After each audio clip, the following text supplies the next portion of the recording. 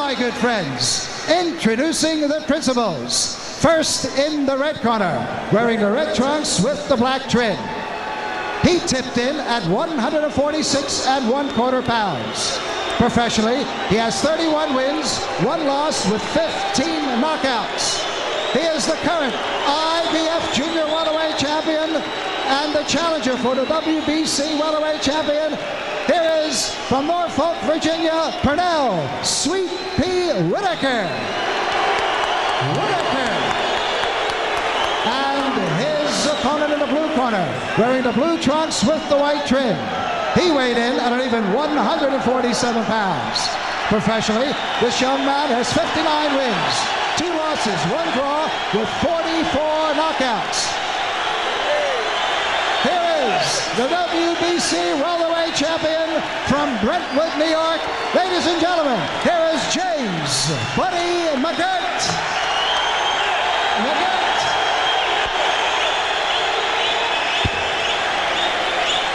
Okay, fellas, I've already gone over the rules with you. Let me remind you, obey my commands at all times, protect yourself at all times, and refrain from fouling. Shake hands now. Come out fighting at the bell. Be ready to pick him up. Be ready. Jim, this is the biggest welterweight championship fight since Ray Leonard fought Tommy Hearns 12 years ago. If it's half as good as that one, we've got something to look forward to. Back up, Pete, back up. Boy, you don't want to be a referee at all in a fight like this, and one that's been out for so long. Larry Hazzard has taken on quite an assignment tonight, hasn't he, George? I might be a little too much. You're suggesting that it may not have been a wise choice. Doesn't look like it. Remains to be seen whether the referee will become a factor. Certainly the left hook for Buddy McGirt will be a factor. We'll be tracking them throughout the fight to see if he throws them with the frequency that he's thrown them in his past fights. And we are told that Buddy McGirt, in his dressing room before the fight, was throwing left hooks to hand pads. McGirt is known as a slow starter. Whitaker, statistically, by far the busier fighter in his previous fights. And many suggest that Pernell will want to jump on top of McGirt early and try to disrupt his rhythm with a lot of punches. So far, Sweet Pea hasn't done that.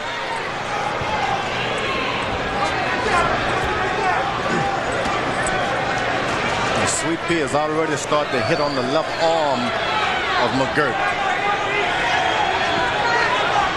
Well, we suspect George Benton will have told Whitaker to try to go ahead and hit McGirt's left shoulder. See if the arm falls off. It's not the hitting of the shoulder that really hurts. It's the throwing those punches without any balance. Hold on, don't punch on the break.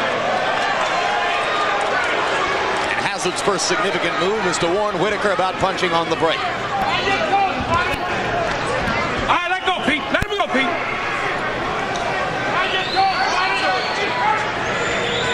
One thing Hazard brings to the job is a booming voice. That's right, and he has some demand.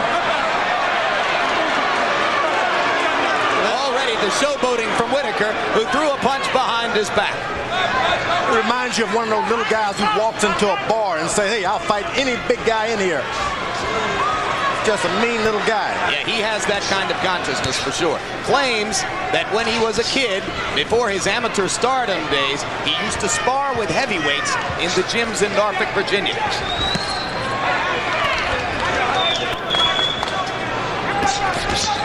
This is the 6th time in Buddy McGirt's career that he has been in the ring with a southpaw. Actually, the 7th time. He's fought 6 previous southpaws and has knocked out 5 of them.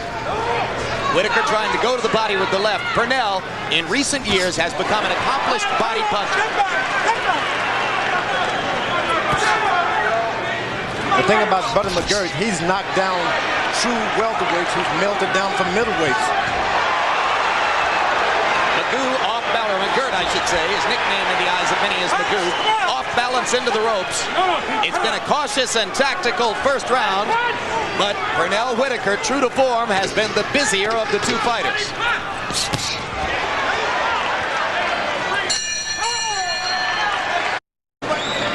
Here you see Whitaker, who was a avid basketball player and fan, throwing a behind-the-back pass. It's a mean thing to do. Pernell Pernell shot free throws at a halftime of a Knicks game 2 nights ago to help promote this bout. And true to form, was bragging outrageously about his free throw shooting skill the day after.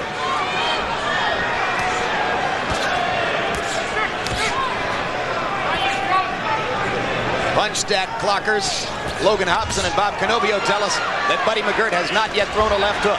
But he landed the right hand over the top and now tries to follow up. And Pernell Whitaker ties him up inside. Pernell knows a lot of tricks in there, George. And he's going to need a lot of tricks with such a strong opponent of that nature. And the first trick he shouldn't be pulling is trying to be such an aggressor so early. Body shot by McGirt. And now a right hand over the top. Buddy McGirt much more aggressive in the first minute of round 2. There's a solid left hand by Pernell Whitaker. And that stops McGirt in his tracks for the moment. Right hand by McGirt landed. If they trade power shots, that will operate to McGirt's advantage. The bad thing about McGirt's right hands he's landed, he's not having to search for them. Pernell Whitaker's bringing it right to him. It's like, hit me again. Again, the left hand lands for Whitaker. All right, put your way out. Put your way out. Keep your right hand out, boy. Pull his arm out. Pull it out. Let's go, Pete. Keep him up in there. Another right hand over the top by McGirt. 2 in a row. And you're right, George. Whitaker seems to be an easier target for McGirt than he has been for most of his previous opponents. When you're fighting a bigger man, he's supposed to search for you. You're not supposed to go searching for him. Body shot by Whitaker. Drives McGirt back into the ropes. Buddy trying to go over and under with the right hand. Still no left hooks from Buddy McGirt. He loves to finish his combinations with them. He does not yet seem confident about throwing one. And as I said earlier, hey, you're a boxer. Right hands are just as effective as left hooks. Why worry about a left hook? Trading shots inside again. And for now, it appears that Pernell Whitaker is going to get hit in this fight more than perhaps in any previous bout.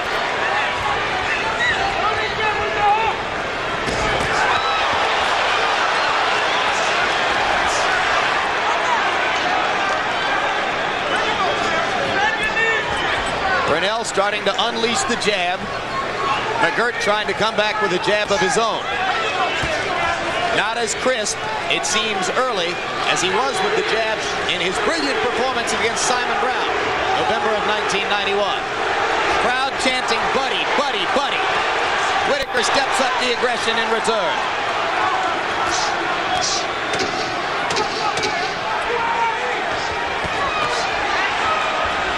McGirt throws his left jabs and then holds his balance, which is important.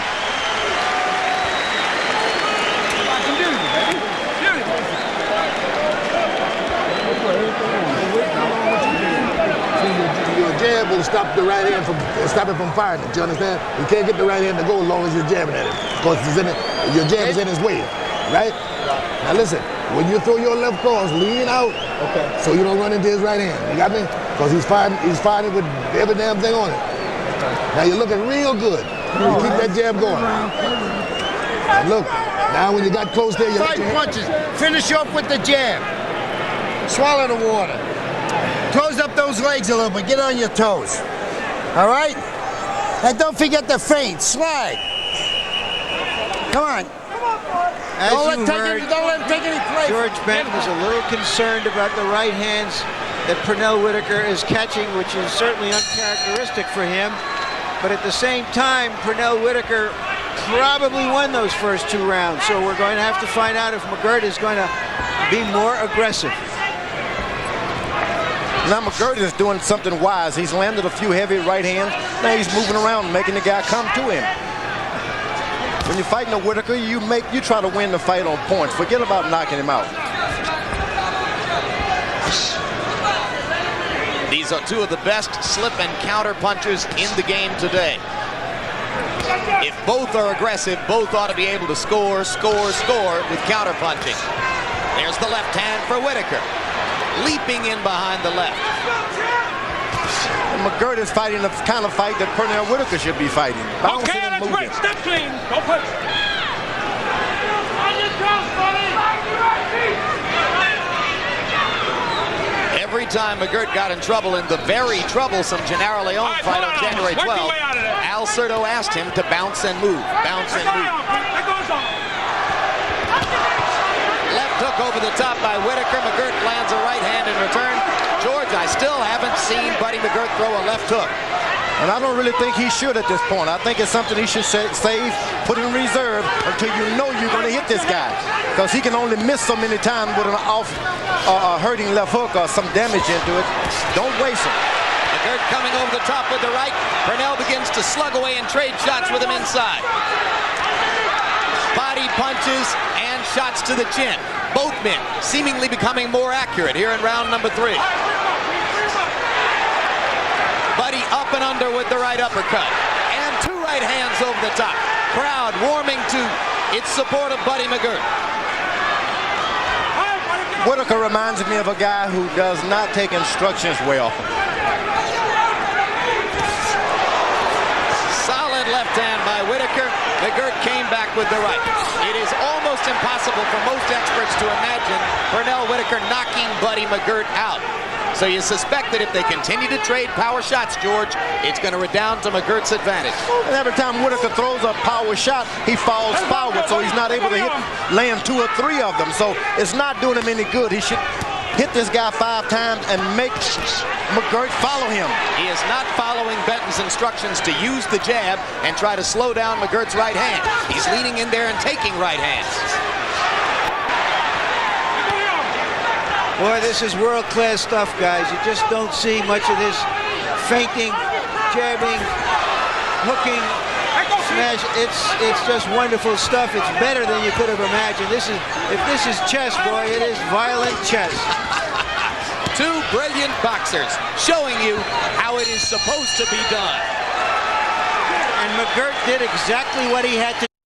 Here you're watching the almost lost to art of in-your-face, close-quarter boxing. McGirt looking to throw the right hand, has not yet thrown that left hook with any bad intentions on it. Okay, seconds out. Seconds out. Stay there, baby. Stay there. Round 4 begins in Madison Square Garden.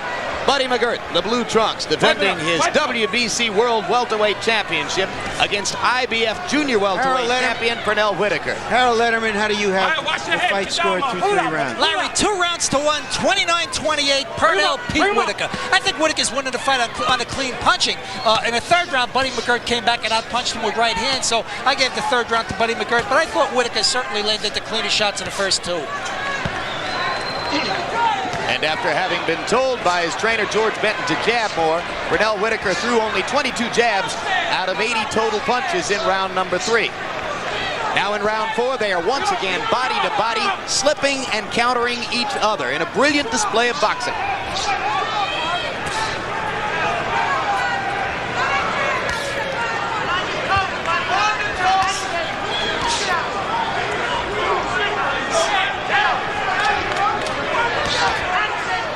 McGirt quicker with the left jab there.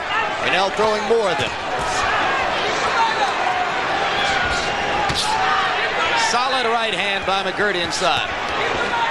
And a left hand by Whitaker. Whitaker's doing everything in retaliation. He's not doing anything on his own. When McGirt hits him, he try and hit him back. You can't go into a guy's hometown and start trying to be a counterpuncher. You got to get him. And Pernell had claimed coming into the fight that his aggression would be the difference. He kept saying, I'm going to go out and put my hands on him.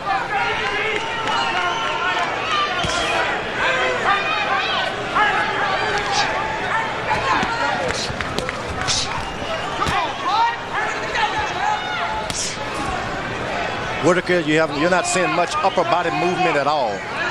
Standing with his head straight up, hoping he slips punches. Rare for him because in the past, he has been brilliant at standing in front of his opponent and slipping away. But give credit to Buddy McGirt for accurate punching. He is landing that right hand with continuous precision. Believe me, welterweights can hit probably harder than any other class because of the power in their legs. You just can't go round for round getting hit with right hands by welterweight champions.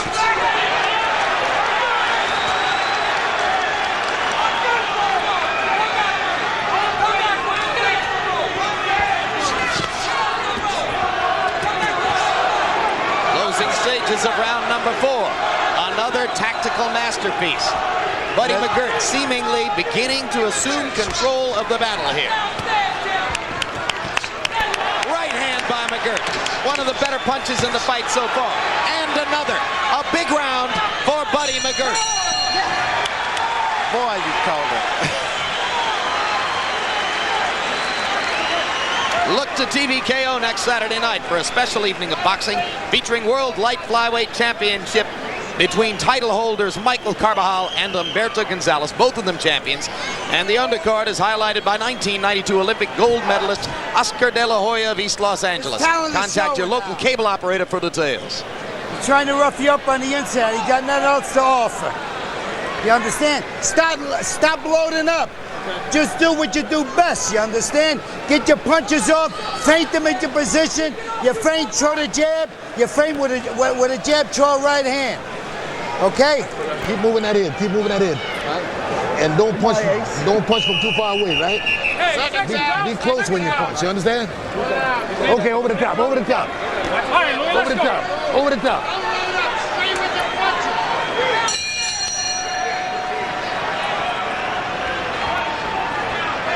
Round 5 begins. The pattern in the last 2 rounds has been that Whitaker begins with the jab early in the round and then tends to go away from it as McGirt lures him into a battle of power punches inside. So far, most of the heavy shots in the fight have been Buddy McGirt right hands, and they might pile up round by round, George Foreman. Whitaker's making a tragic mistake. He's trying to land a lot of body shots, and this guy's got a good body. He's got a good body. You're not going to take his power away and knock him out later. And his corner is telling him to get closer. And every time he gets closer, he gets hit with a jab. At some point, somebody's going to have to tell him something different. Well, since Pernell's first-round knockout of Juan Nazario in a lightweight championship fight in August of 1990 at 140 and 147 pounds, every single one of his championship fights has gone the distance. So Pernell can't expect to come in looking for the knockout against anybody. And now they bump heads, and Larry Hazard talks to both fighters. Okay, let's go. Heads went bumping tonight, but no blood. It seems that all of the Duval camp fighters, they look to the referee for help. The referee can't help you. He can only step in, keep the fight clean. McGirt landing a solid shot as Whitaker again steps inside. Pernell still looking for a way to neutralize McGirt's right hand. Come on, Pete, come on. Good combination by McGirt. He has been allowed to get into his rhythm here. And Pernell Whitaker begins to chase Buddy McGirt around the ring, much as Simon Brown did in November of 1991. You can't chase McGirt. He's too good a counterpuncher. You've got to cut the ring off against him. Especially if you're the lighter guy by nature. Whitaker's fighting like a big heavyweight, looking for one knockout shot. Lunges in, and he can't get 3 punches together. McGirt lands his 2 or 3 punches and back away.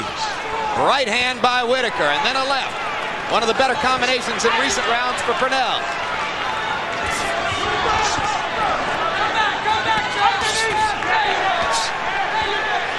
Fast hands by Buddy McGirt.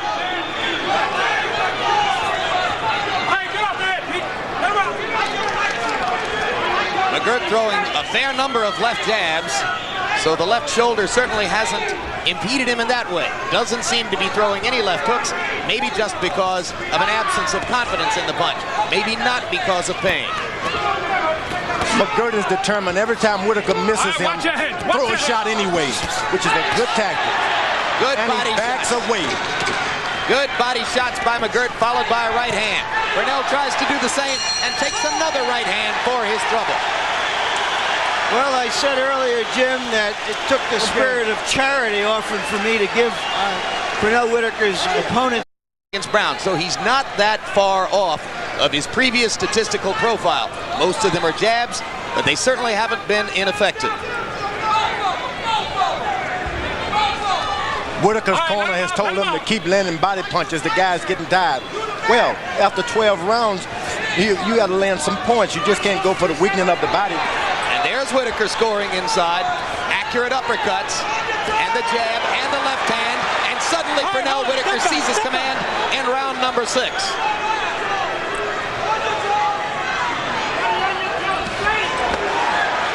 Driving McGirt into the ropes.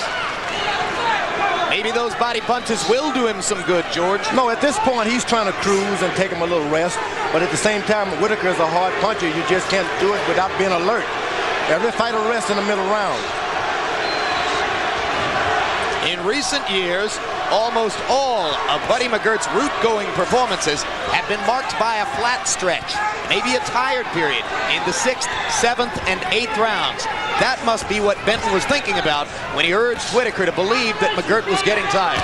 And fighters got too much experience to truly get tired. You can plug him, but you're not going to make him tired.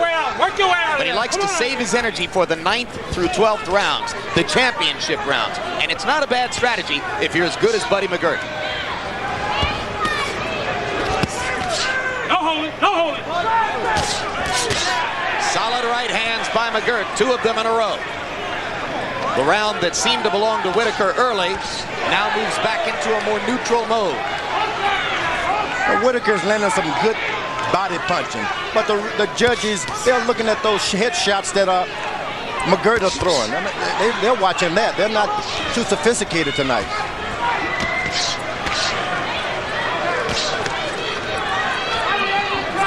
Let him out. Pull it out, buddy. Pull it out. All 3 judges from the state of Nevada.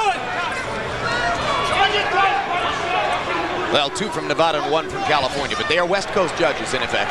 So we're not looking at New York scoring per se.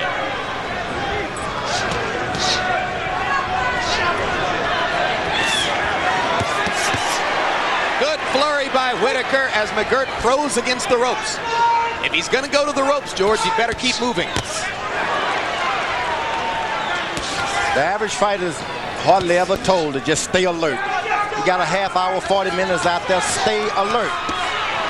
Good body shot by Whitaker. And that time he blocked the right hand with his left hand. All right, push on out of there. Push on out. A little bit of a mini comeback in round number 6 for Pernell Whitaker, who seemed to have been losing his grip in the 3 previous rounds. I agree with you completely. This is an even fight. 6 rounds to go. A landmark evening. Merchant and Letterman in total agreement after 6. But the championship round still to come.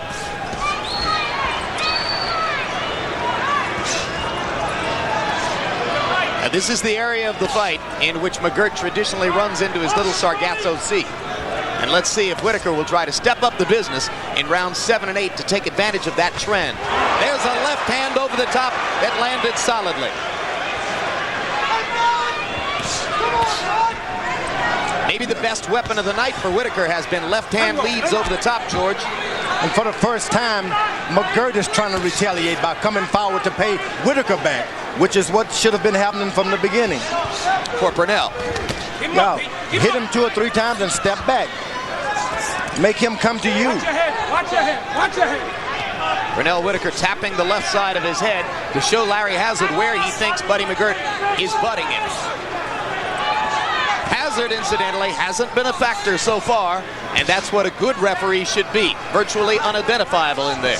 Boy, that good referee is sweating tonight. He's working, isn't he?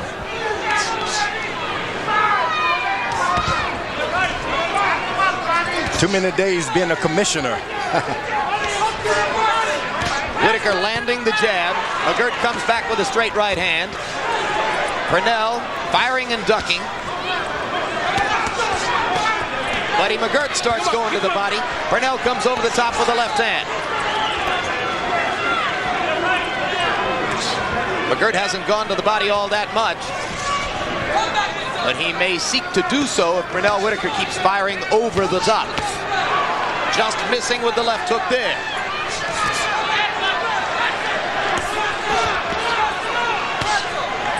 Pernell becoming increasingly accurate with the jab, George. And he's starting to take control of the fight by making McGirt come to him. So you think both fighters are better when they're backing up? That's right. And in the earlier rounds, as you said, McGirt was in control. Now Whitaker has taken control by making the guy come.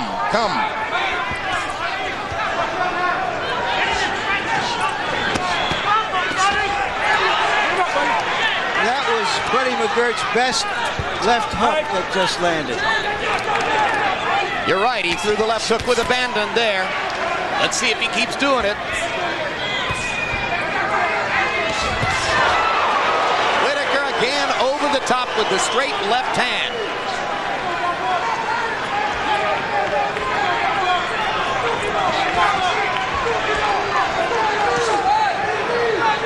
McGirt jabbing, Pernell looking to counter.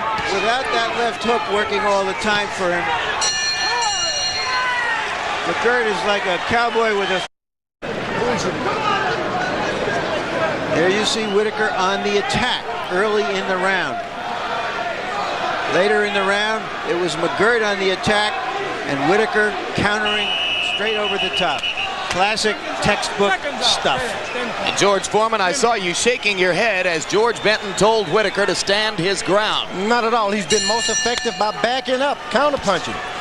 So why on earth would Benton be telling him to stand his ground? Evidently, he thinks he can get a knockout, but it's not going to happen in that fashion. Doesn't seem likely. We'll see if Pernell listens to him or chooses to do something else. For the moment, he's not backing up. Let go that head. Leave the head alone.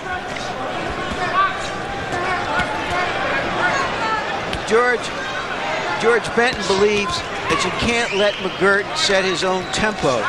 So he wants him more active than McGirt wants. That's his theory going into it, whether it works or not. You truly never stand your ground with a big guy with shoulders like that.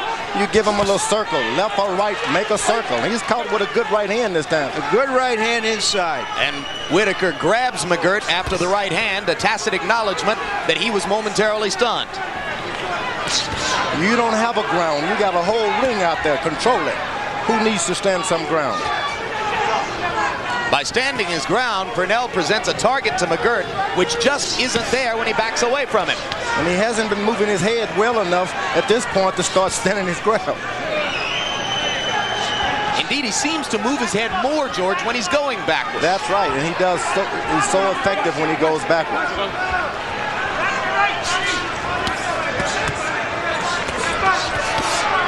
Left hand over the top again by Whitaker. He's landed two of them in the last 30 seconds or so.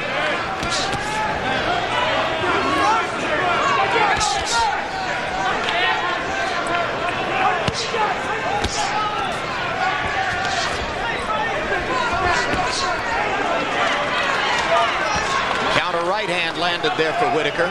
Both fighters slowing the pace just a little bit in round number 8. Whitaker is more at ease with this tapping around because he's sparred with bigger guys. He's never fought them, but he's sparred them.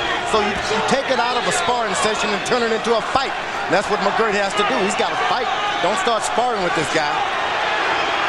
There's a solid right cross from McGirt. Whitaker stands in there.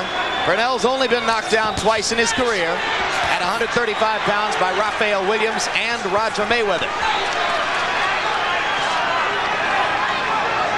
McGirt has only been knocked down once, and that was by the exceptionally heavy-handed Tony Baltazar. And then only after he'd been thumbed in the eye. Great straight left hand for Whitaker, stunned McGirt. Whitaker's got bravery like a matador. He'll stand in there and try to throw you. Another left hand. Which really hurt McGirt. And a counter shot for Whitaker as McGirt was throwing the right. Pernell is beginning to time Buddy's right pretty doggone well, as he shows you with another counter left there.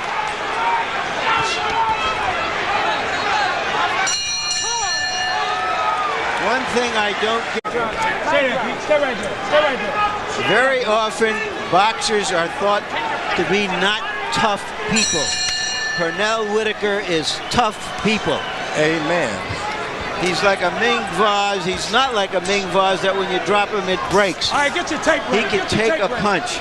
If you have been elsewhere for the evening and have just joined us, we welcome you to Madison Square Garden, where Buddy McGirt in the blue trunks is defending his WBC World Welterweight Championship against Pernell Whitaker, regarded by many as the best pound-for-pound fighter in the sport, coming up from 140 pounds to 147 in search of the third world championship of his career. And through 8 rounds into the 9th, it is a virtually even fight, with both fighters having made statements and having taken some punishment. To show you the difference in the strength, Larry, when McGirt hits Pernell Whitaker, his whole body shakes.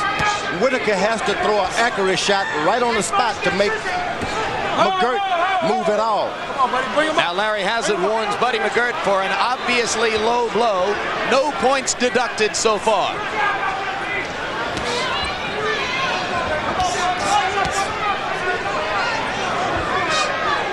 Between rounds, Al Certo was asking his Buddy McGirt if the left shoulder was bothering him. Maybe Certo wants to see more left hooks. McGirt threw one to good effect a round ago. Work your way out. Don't hold him. Let him go. But the very fact that you can remember that punch suggests that he's not throwing enough of it. He's definitely having some left arm problem, but it shouldn't bother him. He's been effective with a right hand anyway. A straight left hand by Whitaker pounded McGirt on the nose and stopped him in his tracks. Now McGirt comes through with the first solid right of the 9th round. And another solid right. And now Buddy McGirt's juices start to flow again with a minute to go in the 9th. And the crowd wakes up. Very soon we'll hear the chant of Buddy, Buddy, Buddy. New Yorkers rooting for the man who has fought in this building 26 times.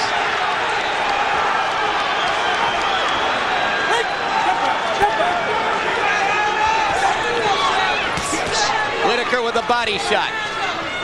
McGirt missing over the top with the right hand, pawing with the left, but no power shots with the left hand for Buddy McGirt. Still largely a one-handed fighter. And you got to remember, in fighting a southpaw, you need a good right-hand lead. The left hand is not the good power punch that you need. Here comes the Buddy chant. And it dies as Whitaker effectively counters inside. Straight left for Pernell, landed as McGirt tried to throw a right.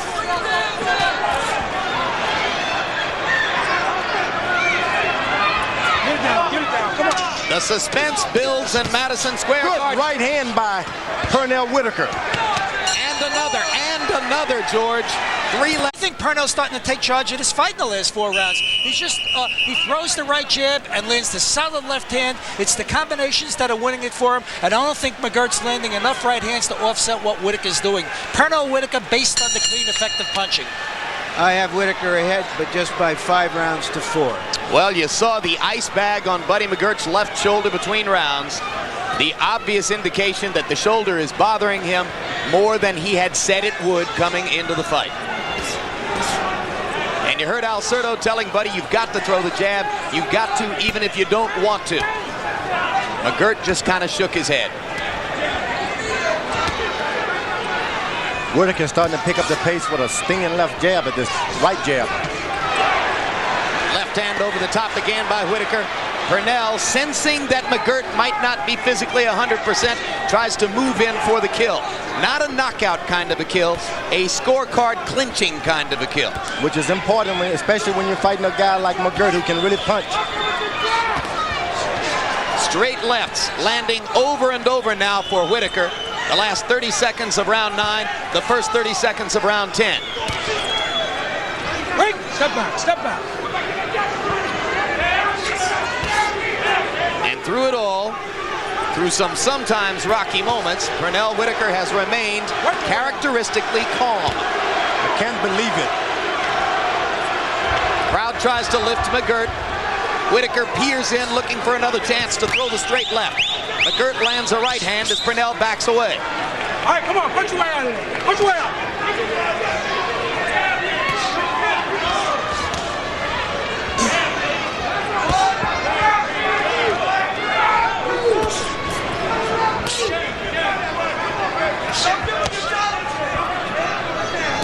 Buddy McGirt dutifully observing Al Certo's instructions to throw the left jab. but they are not solid jabs. And Pernell Whitaker moves forward now. McGirt's having problems now. He's trying to match speed with a guy who's much quicker. It should never have come to that. Should have stayed with just some aggressive here and there, some aggressiveness here and there, but don't try to be much quicker than Pernell Whitaker. It can't be. So with only one hand available to throw power shots, George, what can Buddy do to turn the tide again? Well, he should stay close and just start landing punches, try to win every round. Maybe that right hand will help.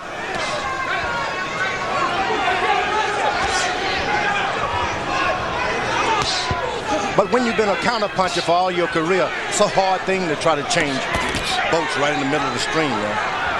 Whitaker allowing McGirt to land the jab as he looks for opportunities to bring the left over the top, just like that. Whitaker countering to the body and coming back with combinations to the head. Pernell Whitaker picking up the pace in round 10 and trying to nail the coffin shut on Buddy McGirt's chances to score a decision.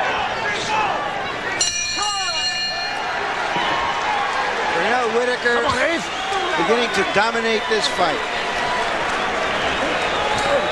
Hey, Pete. Hey, Pete. All right, now listen. Keep the smile off your face. I'm dead serious. Remember what I told you. You're in this joint. You're in here. Yeah, but don't be smiling, cat. On stage. Like a master out there, baby. 2 rounds, he's desperate now. All right, now stay that way. He's desperate now, right? Yeah, now listen, these guys trying to go for broke. Just keep doing what you're doing. Be careful. Don't take no unnecessary chances. Don't get cute. Keep on boxing the hell out of it. No. All right, give me your legs. Just work. Do the best you could out there, champ, all right?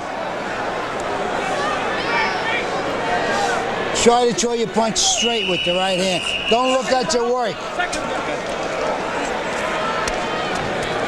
Do the best you could, champ. You know what that means? It means he doesn't have much left. It means he may be losing his title in 2 more rounds. He has to do something big and dramatic very quickly, Buddy McGirt, or else he's an ex-champion. And you saw the lopsided punch stat numbers for round number 10, overwhelmingly in Whitaker's favor. Now we move into round 11. Both of these fighters well-versed in the art of going the full distance, going 12 rounds. Buddy McGirt has had 20 fights in his career that have gone 10 rounds or longer. Pernell Whitaker goes the distance in just about every championship fight.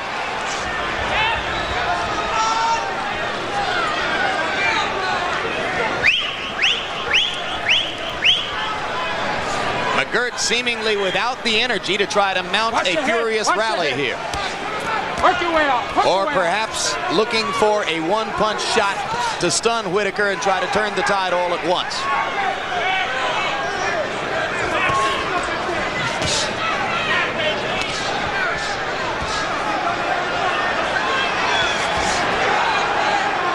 Only 3 men in the entire history of the sport have won the welterweight championship after having been lightweight champions earlier in their career. Henry Armstrong, Barney Ross, and Roberto Duran. Whitaker tries to add his name to that short list tonight. Right hand lands for McGirt. Best punch of the round for Buddy. 1.5 minutes to go in the 11th. The worst thing that could happen to Whitaker is start to get a little overconfident here.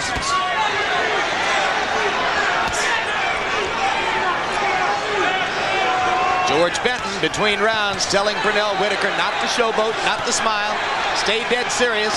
The 2 fighters trading combinations again as they've done throughout most of the fight.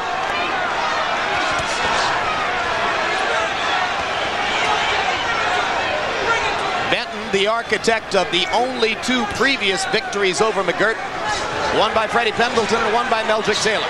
Will the pattern hold? Will trainer George Benton once again be McGirt's nemesis?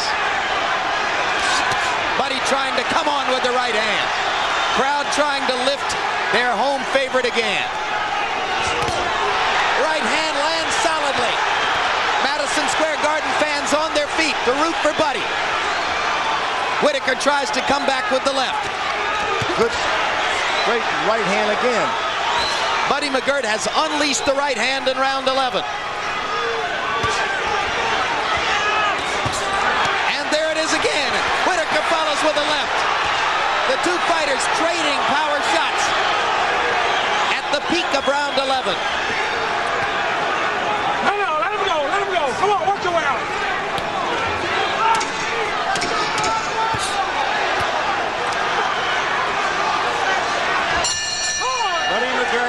thoroughbred. They're in the stretch, and he's making one more run.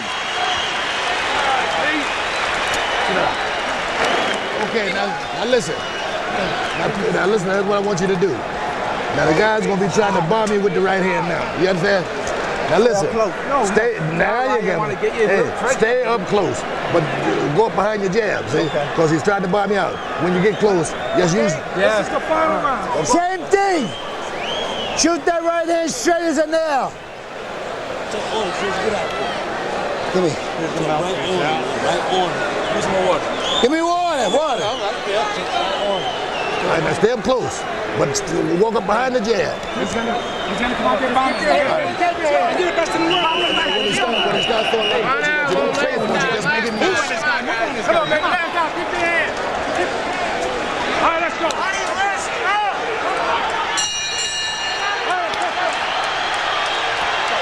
We should be showing you this fight in black and white because it is a throwback fight.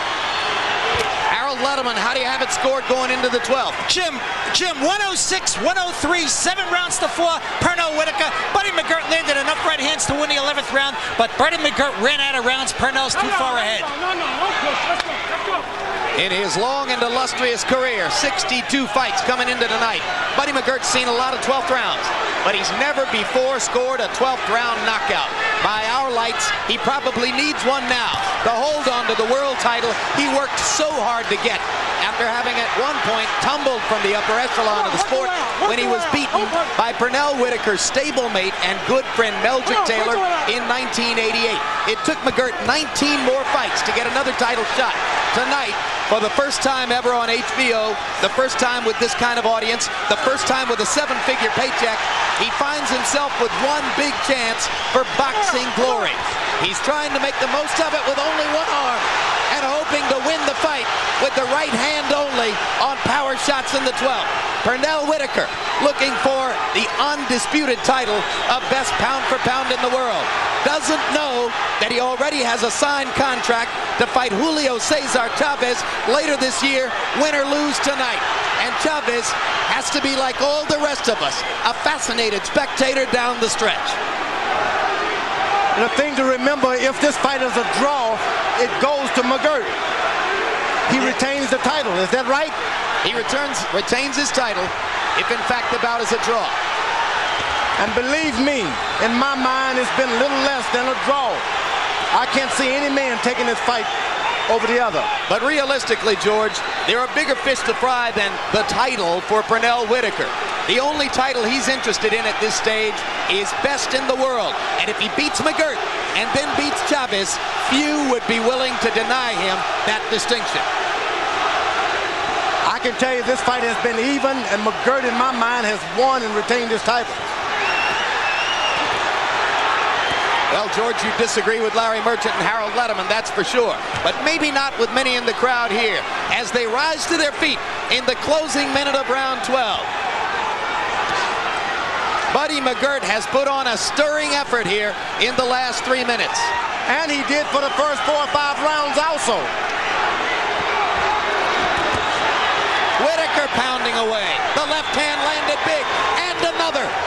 McGirt stunned in the last 20 seconds. You've got two champions' hearts on full and open display.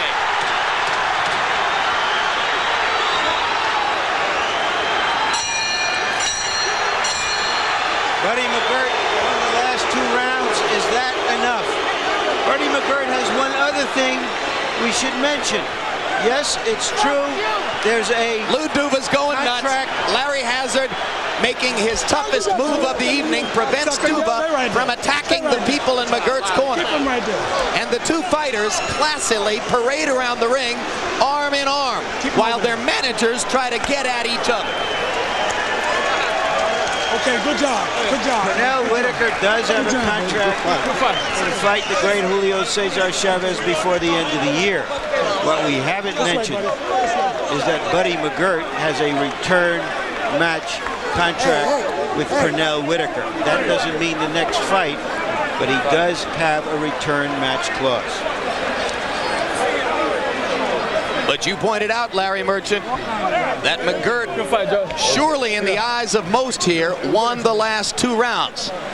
If the fight was close, that could turn it in his favor. The judges, 2 from Nevada, 1 from California, none from New York. In fact, the only New York licensed judge scoring the bout here tonight is our own Harold Letterman. And his scorecard doesn't count. So let's start with final punch stat numbers and take a look at the statistical profile of the bout, according to Logan Hobson and Bob Canobio, who count the punches. And there you have it. Whitaker landing more by almost 100. Whitaker landing at a higher percentage. But McGirt, with the right hand, surely landed the heavier blows. It's been a great fight. Seldom I start to rock and roll in my seat. For welterweights, George, you were rocking and rolling for those 147-pounders, my man. I love it. Whitaker's so brave. Ring announcer Ed Darien examining the scorecards as he gets ready to reveal the result to us. Let's take a look at Harold's final numbers. Harold, how did you score it? Jim, 115, 113, 7 rounds to 5, Pernell Pete Whitaker. You know, Jim, he ought to be ashamed of himself clowning in the last 2 rounds like that. There's no question Buddy McGirt won those last 2 rounds, but Pernell didn't even try as I saw it, but he just won too many rounds when he swept rounds 6, 7, 8, 9. You know, he just won those middle rounds, and I think he piled up enough points to win it. Well, I'm on pins and needles now, Harold, and we're going to check in with Ed Darien, the ring announcer, for the official decision. Ladies and gentlemen, from Madison Square Garden here in New York, we've got the scoring. And a points. Judge Dalby Shirley observed 117-111. Judge Rudy Ortega, he watched it at 115-114. And Judge Chuck Jampa, he observed 115-113 for the winner by unanimous decision. And the brand new WBC Lightweight Champion, Pernell Sweet Pea Whitaker.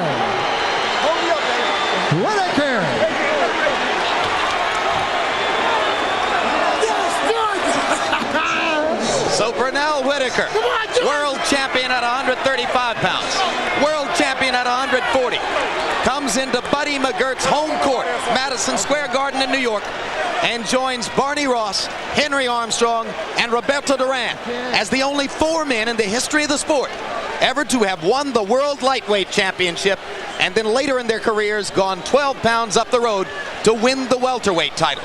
But the title that most interests Whitaker is the mythical distinction of best pound for pound in the sport.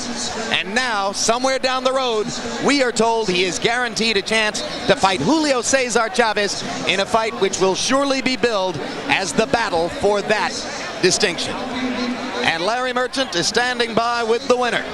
Pernell, did you know going into this fight that you already had a contract to fight Julio Cesar Chavez, win or lose?